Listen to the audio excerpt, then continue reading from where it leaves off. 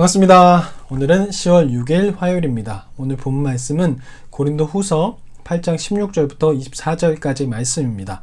어제 8장 1절 연보에 대한 이야기가 시작되었는데요. 오늘 연보에 대한 실제적인 방법에 대해서 이야기를 합니다.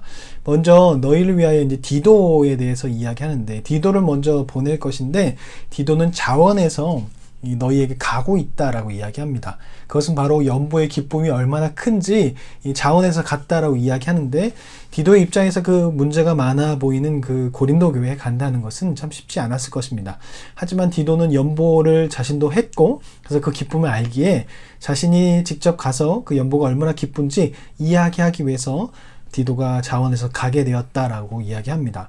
그 다음에 또 한 명을 이야기하는데, 어떤 사람에 대해서 이름은 거론되지는 않습니다. 하지만 바울과 함께 사역을 했고 이 연보 사역에 동참했던, 그래서 풍성함을 경험했던, 하나님이 주시는 은혜를 경험했던 사람 중에 한 명으로 보여지는데, 그 사람을 보낸다고 이야기합니다. 그리고 또 다른 형제를 보냈다고 이야기하는데, 그 형제도 역시 연보의 기쁨을 알았고 그것을 전하기 위해서 같이 간다라고 이야기합니다. 그러면서 바울이 왜 디도만 보내는 것이 아니라 여러 사람을 함께 보내냐라고 그 이유를 이야기하는데요. 20절에 보면 첫 번째 안전상의 이유로 여러 사람을 함께 보낸다고 이야기합니다.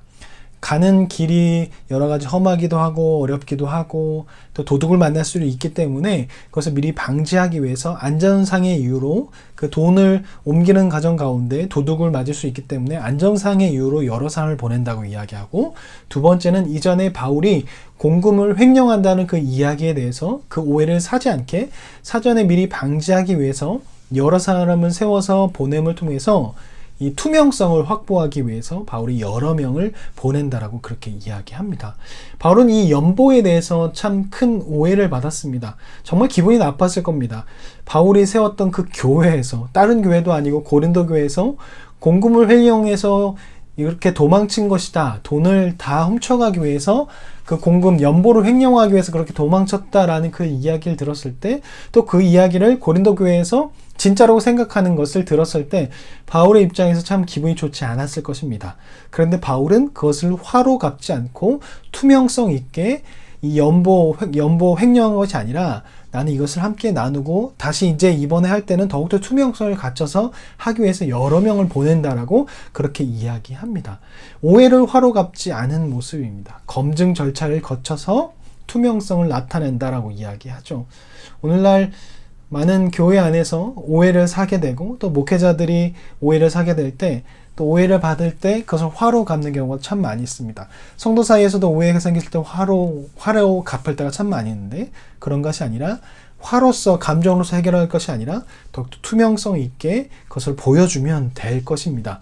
바울의 입장에서 정말 억울한 부분이 참 많이 있지만 바울은 그것을 화로 갚지 않고 더욱더 투명하게 사람들에게 그것을 증명해 나가게 됩니다.